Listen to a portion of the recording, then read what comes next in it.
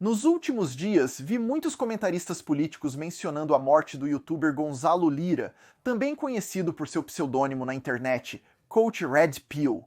Mas nas redes sociais havia algumas pessoas relatando de uma maneira que parecia bastante honesta, diretamente da Ucrânia. E um deles era um cidadão americano chamado Gonzalo Lira. Embora seja verdade que sua morte nas mãos do governo ucraniano seja um bom ponto de vista para aqueles contra o financiamento de seu esforço de guerra, acho engraçado que quase todos que falam sobre essa história não mencionam a verdadeira insanidade de quem era esse youtuber e porque ele estava em uma zona de guerra estrangeira para começar. Hoje decidi contar sobre a vida e a morte dessa excentricidade da internet. Para começar essa história, Gonzalo nasceu no dia 29 de fevereiro de 1968 em Burbank, Califórnia. Ele cresceu em diversos países como Equador e Chile. Ele se formou na faculdade em 1985 e ensinou inglês na América do Sul até 1991, antes de receber um bacharelado em História e Filosofia em 1995. Foi depois disso que Gonzalo voltou para Los Angeles para seguir carreira como escritor e produtor. Ele obteve sucesso ao receber um adiantamento de 1 milhão para seu primeiro thriller comercial. Apesar da venda dos direitos de filmagem do segundo livro para a Miramax, a obra foi duramente criticada. Porém, sua trajetória profissional mudou totalmente em 2010. Depois de iniciar seu blog pelos próximos 3 anos, ele publicou seus pensamentos sobre assuntos como economia, chegando até a ser republicado pelo Business Insider. Foi seu primeiro grande passo no espaço online, mas isso empalideceu em comparação à atenção que logo receberia no YouTube, onde discutia conselhos sobre namoro e relacionamento sob o nome de Coach Red Pill. Não é preciso dizer que seus ensinamentos eram bastante controversos. As mulheres são como cães. São exatamente como cães. E nunca se esqueça disso. Você tem que tratá-las como trataria um cão, com firmeza. Todas as mulheres com quem já estive respondem extraordinariamente bem a um encontro físico quase violento. Ele publicou mais de 500 vídeos no CRP, ganhando mais de 300 mil inscritos. Ele se tornou uma figura bastante notável na manosfera, aparecendo em uma variedade de diferentes podcasts e painéis de esportes sangrentos na internet. Você não vê isso no leste? Europa, não, quero dizer, muitas dessas garotas, sim, elas são virgens. Sim, elas são virgens até se casarem e são muito firmes sobre isso, sim. Porque elas conhecem o valor da sua sexualidade. Embora controverso, ele ganhou uma quantia decente de dinheiro com esse conteúdo. Mas tudo mudou em 15 de novembro de 2021, quando todos os vídeos do seu canal desapareceram. Eles foram substituídos por uma mensagem final aos fãs. Ele explicou que o Ocidente estava à beira de uma guerra com a China e cairia no totalitarismo. Isso o fez se mudar para Kharkiv, a segunda maior cidade ucraniana. Ele instou seus espectadores a seguir seus passos, afirmando que eles não receberiam outro aviso. Este plano, como se vê, estava sendo elaborado há bastante tempo. Nos meses anteriores, ele explorou o local com planos de formar um enclave. Eu poderia comprar uma casa grande no centro de Kharkiv, elas são baratas, e permitir que dissidentes ocidentais o usem como zona de desembarque ou local de encontro. Dissidentes poderiam ficar por 30 dias de graça nesta casa, mas seria esperado que ajudassem na manutenção ou melhoria da zona de desembarque. O objetivo era encorajar seus fãs a se mudarem com ele. Nos posts seguintes, ele definiu as regras para o complexo proposto. Esperava-se que cada residente contribuísse com 2 horas de trabalho 6 dias por semana. Drogas, álcool e jogos de azar eram proibidos. Qualquer roubo ou violência física dentro da casa resultaria em despejo imediato ou chamada à polícia, embora isso pudesse ser contornado com uma briga de rua. Era um lugar de liberdade de expressão, a menos que você insultasse o próprio Gonzalo, o que levava a um despejo imediato sem exceções. Finalmente, a zona de desembarque deveria ser exclusivamente masculina. Nenhuma mulher poderia ficar ou mesmo entrar além da área do saguão da casa. Se tudo isso não fosse estranho o suficiente, as coisas tomaram um rumo ainda mais bizarro quando Gonzalo anunciou o Projeto Mayhem. Foi nomeado após a organização do Clube da Luta, que havia deixado uma profunda impressão nele. Acho que foi em 1999 que o filme Clube da Luta saiu e me atingiu como um trem, e eu fui vê-lo no primeiro dia e eu amei. Gostei tanto que vi outra vez naquela semana, e durante o curso de sua exibição nos cinemas, devo ter visto pelo menos 4 vezes. Teve um enorme impacto em mim. A primeira metade, a segunda metade ficou estúpida. Em 11 de dezembro de 2021, Gonzalo postou a seguinte mensagem em seu telegrama: "Isso é caos e esta é sua primeira tarefa de casa. Palitos de dente, baratos, pequenos, inofensivos, eficazes, entupam os inimigos com palitos de dente." Ele instruiu seus espectadores a travar as fechaduras de todos e quaisquer prédios que seus inimigos dependessem. Isso incluía prédios federais, as casas de políticos e qualquer negócio que negasse serviços aos não vacinados. O ato deveria ser gravado em câmera para que ele pudesse avaliá-los. Alguns seguiram seus passos com clipes surgindo de indivíduos fazendo o que lhes foi dito.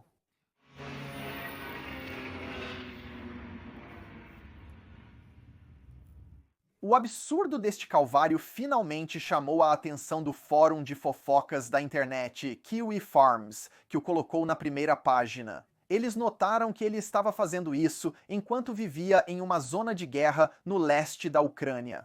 Isso gerou debates, pois na época, Kharkiv parecia bastante longe da zona de guerra. No entanto, a Rússia estava mobilizando tropas ao longo da fronteira, o que significava que se a Rússia lançasse uma terceira invasão, ele estaria diretamente em conflito. Gonzalo continuou imperturbável, transmitindo frequentemente nos meses seguintes.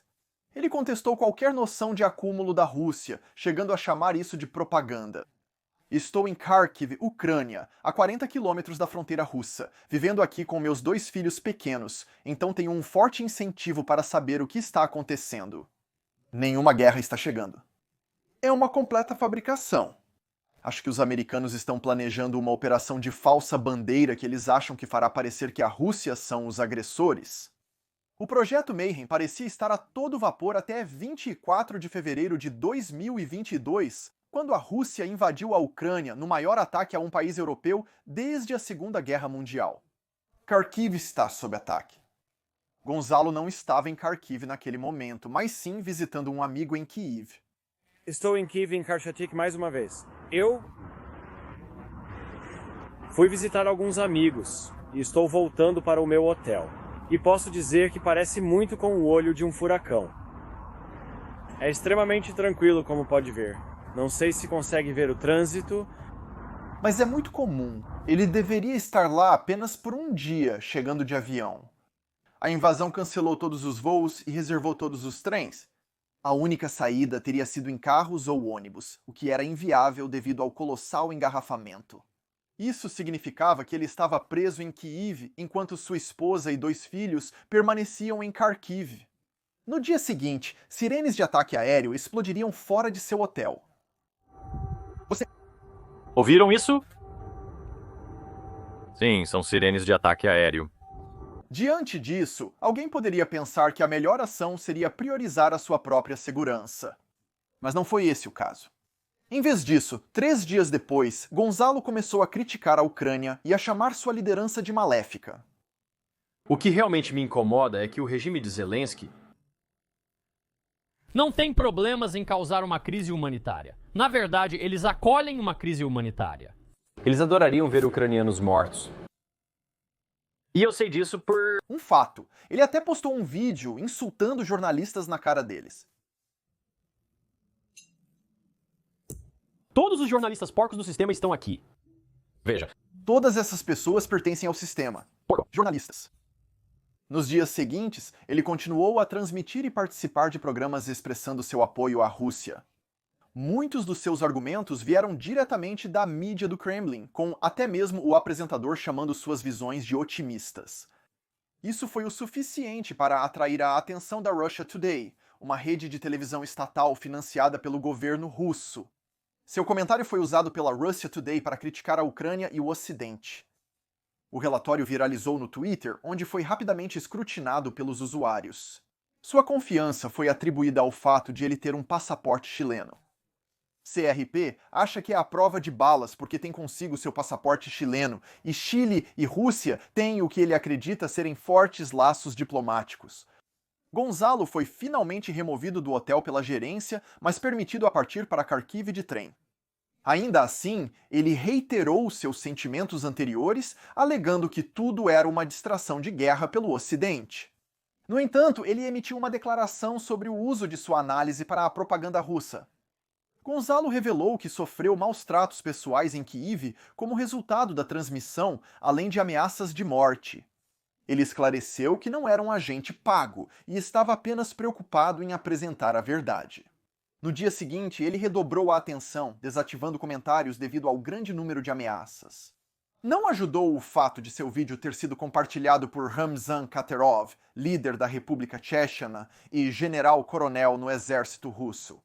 Nesse ponto, sua vida parecia estar em constante perigo, mas Gonzalo apenas se tornou mais inflamado, aparentemente sem motivo. Isso tornou extremamente preocupante quando, em 16 de abril, ele inesperadamente ficou em silêncio. Isso incluiu não participar de um podcast no qual ele estava programado. O apresentador revelou que perdeu contato com Gonzalo e anunciou formalmente seu desaparecimento. Horas depois, surgiu um relatório não confirmado. Notícia de última hora, Gonzalo Lira foi morto pelo Serviço de Segurança da Ucrânia ucraniano após uma investigação de espiões russos. As autoridades ucranianas confirmam às 1830 no horário local. Apesar da autenticidade duvidosa, muitos aceitaram como fato e reagiram como se ele tivesse falecido. Foi emendado no dia seguinte por Sarah Ashton Cirilo, um porta-voz das Forças de Defesa Territorial da Ucrânia. Isso foi corroborado pelo próprio Gonzalo 4 dias depois, surgindo vivo e bem. O youtuber confirmou que foi detido pelo Serviço de Segurança da Ucrânia e teve sua tecnologia confiscada. Embora ele não pudesse dizer muito publicamente, ele foi proibido de deixar Kharkiv. Após tudo, você pode imaginar que sua instigação na zona de conflito ativo tenha diminuído.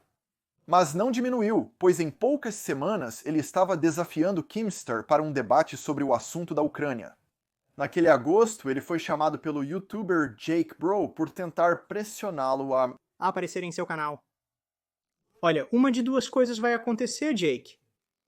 Ou você está na minha mesa redonda defendendo sua posição, ou eu estou fazendo um vídeo explicando por que você não estará na minha mesa redonda.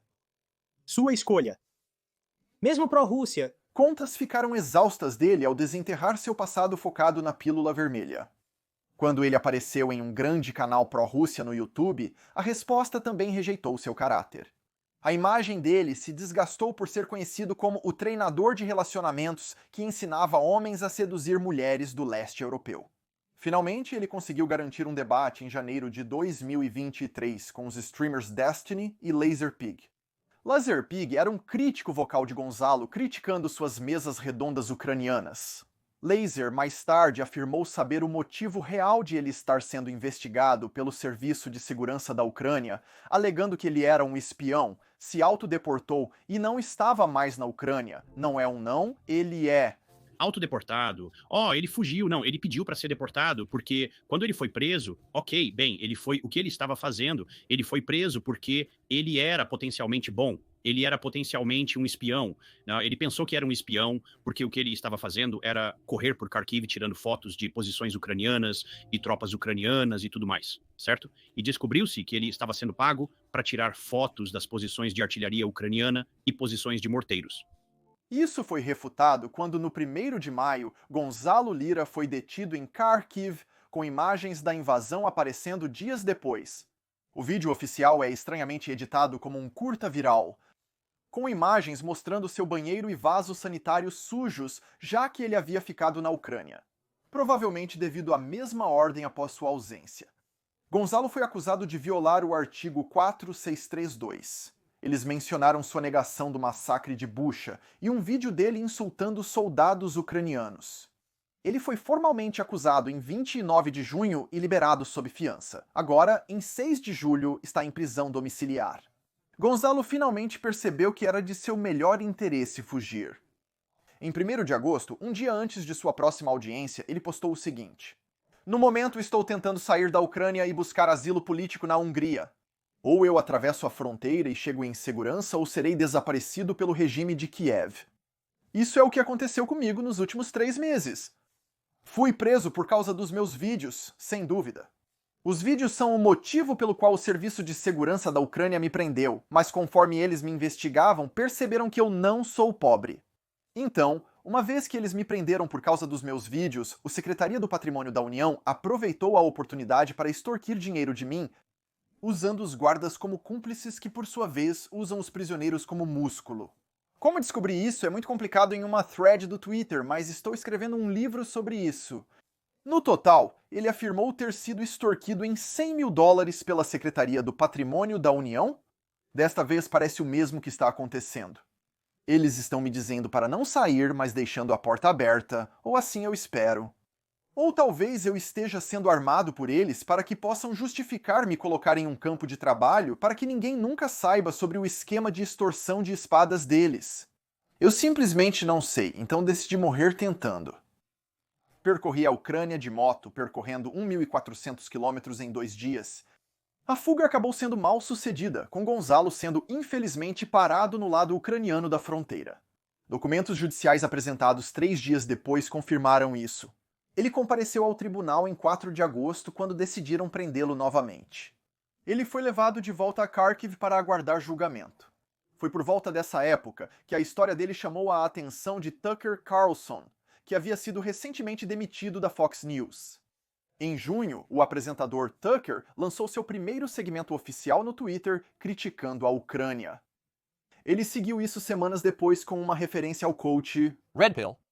No mês passado, Zelensky prendeu indefinidamente Gonzalo Lira por escrever críticas desfavoráveis sobre o governo ucraniano. Agora, o que é interessante, o que separa isso de outros casos semelhantes é que Lira é um cidadão americano. Joe Biden, com sua grande influência na Ucrânia, poderia ter libertado Gonzalo Lira em poucas horas. Mas ele não fez isso. Ele não quis e não comentou nada do respeito. Ele permanece na prisão esta noite. Em 9 de dezembro, Tucker dedicou um segmento inteiro ao prisioneiro, destacando a falta de ação dos Estados Unidos da América, resposta e entrevistou seu pai, que leu sua declaração. O clipe ultrapassou 40 milhões de visualizações, levando a história ao mainstream. Elon Musk se manifestou em apoio, alegando que estava sendo torturado.